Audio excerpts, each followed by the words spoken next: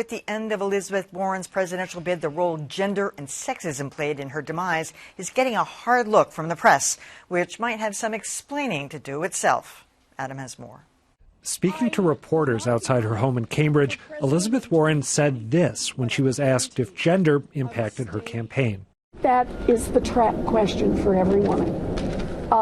If you say, yeah, there was sexism in this race, everyone says whiner.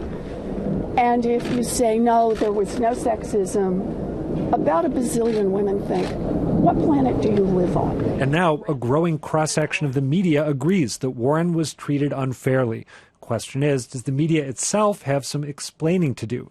CNN cut away from Warren's New Hampshire primary speech to say nothing. We are united in our conviction. Senator Elizabeth Warren there, if you're listening for a victory speech, you're not hearing anybody give a victory speech because nobody has any, there have been no results. And why was Warren excluded from an NBC Wall Street Journal poll testing hypothetical matchups with President Trump?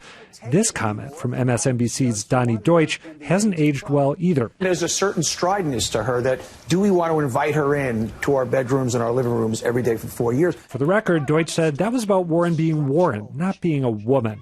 Overall, though, the press seems to have been a bit less bad with Warren than they were with Hillary Clinton in 2016. If we win in November, I know our future will be brighter. Your voice, just make it stop. Which doesn't mean the country didn't hold both women to a double standard. You know, we've talked about this in the preceding months, that there isn't any question about it. And a couple of weeks ago, I was looking at language that people use on a regular basis to describe certain people. And one of the terms that came up with her over and over again was electability. And it's one of those things that if you raise the question of it, people will start questioning and say, yeah, I don't really think a woman can win. And that's what electability meant in her case. I find it still amazing to this day, the United States is so far behind most of the other, European countries, advanced countries, in not electing women to the top of, the presidential or prime minister. I do think that some of the language, some of the sexism is baked in, both within the media and from the electorate. Yeah. Some may see, can she beat Trump? Is she tough enough to beat Trump? Some people, what did Donnie Deutsch call her? Strident. Strident. If it's a man, he's just telling it like it is. Mm-hmm. So I do think that there's a lot of responsibility to go around. Yeah, you could call Bernie Sanders shrill, but you never would. I got to, by the way, correct myself in real time. I thought that was New Hampshire. It was Iowa, which I just realized when we saw the image when CNN cut away, and I had no real explanation. It's tricky. You talked about when you bring up electability and, maybe if you raise that question with people, then they take their cues from you. When I was covering Warren right at the beginning of her campaign in Iowa, I remember asking very open-ended questions of the people who were turning out to see her. Why are you here? What do you like about her? What gives you pause? That's as much as I said. And I remember women saying to me, man, I hate to say this, but after last time, after what happened with Clinton, I'm really worried that the United States is not yet ready to elect a woman. And then I remember reporting that and having people say to me, why are you planting the seed that she's not elected? I said, I'm not planting the seed. I'm just telling what people told me. That's the problem with it becomes this sort of feedback loop.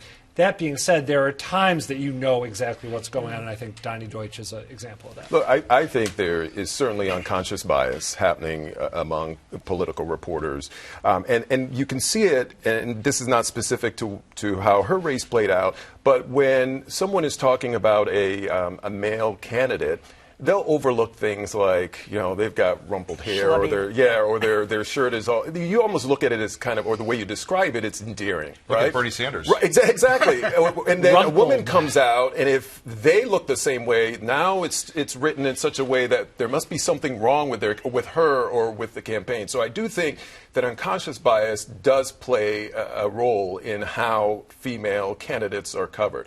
Having said that, I don't think that really played a part in how she was covered this time. I really don't. I mean, if I did a quick Google search and found there were 22 million mentions of her being the front runner, right? And so everyone played it up as she's the front runner. As we know, the more you say something, the more it is, right? So I don't think anyone, when they were writing stories, were writing it in such a way that they said they were setting it up to say, say she can't become president. I think that she had a lot of flaws, made some stumbles along the way, and that's really what was at the heart of her campaign. You know, she had stumbles, but she also had a lot of victories. And I look at it, two of the moments I remember most in this campaign was after that one debate when they came off the set. She still had her microphone on, and she said to Bernie Sanders, "Did you just call me a liar on national TV?" Yeah.